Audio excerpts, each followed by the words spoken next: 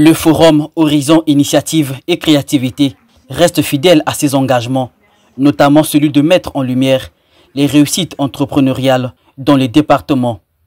Pour cette deuxième descente du FIC 6 à Makwa, les fermes visitées témoignent d'un dynamisme nouveau dans le secteur de l'élevage. Au village Onza, une ferme bovine comptant plusieurs dizaines de têtes attire particulièrement l'attention. Une initiative du ministre d'État Firmin Ayessa, ministre de la fonction publique, du travail et de la sécurité sociale. Ici, là, il y a 405? Oui. Eh bien, les autres sont certainement ailleurs. Non? Les belles, là, c'est notre 400 au Boudali 5. Où sont les Boudali? J'en ai vu un. Ils sont là-bas. Oui. Et comment ils sont nourris ici? Moi, je disais. Ah, les herbes, le pâturage. Une activité économique qui illustre parfaitement l'esprit du FIC. Valoriser les initiatives locales et promouvoir un entrepreneuriat rural inspirant, porteur d'avenir. Tout ceci, on avait l'habitude de les voir à la télé et on pensait que ça se faisait qu'ailleurs et que chez nous, c'était une vue d'esprit parce qu'on avait l'habitude d'importer et puis on a habitué à d'autres types d'élevage des oiseaux de basse-cour. Mais arrivé à cette étape, c'est que c'est un travail qui se fait depuis des années, mais comme ce n'est pas visible, la population ne s'en rend pas compte et quand on réalise que ça se fait, on touche du doigt comme ça, honnêtement c'est très impressionnant et c'est à féliciter.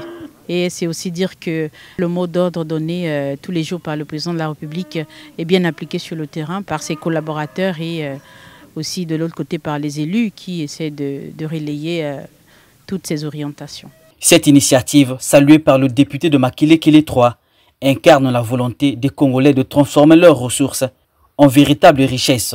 Je suis beaucoup plus ému par ce que j'ai vu. C'est un cheptel de plusieurs têtes de bœuf, une femme qui appartient à un entrepreneur congolais. Et ça, c'est très très encourageant. Ça montre qu'il est possible de pouvoir faire des choses lorsqu'on décide, lorsqu'on a une vision, lorsqu'on forme une équipe décidée, déterminée.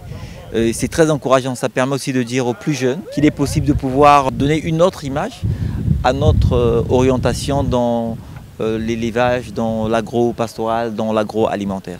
Toujours à Makwa, la délégation a visité une ferme avicole portée par une entrepreneur bénéficiaire de l'accompagnement du FIGA. Avec 2500 pondeuses, cette exploitation réalise la vente des œufs dans la Sanga, la cuvette ouest et bien entendu la cuvette.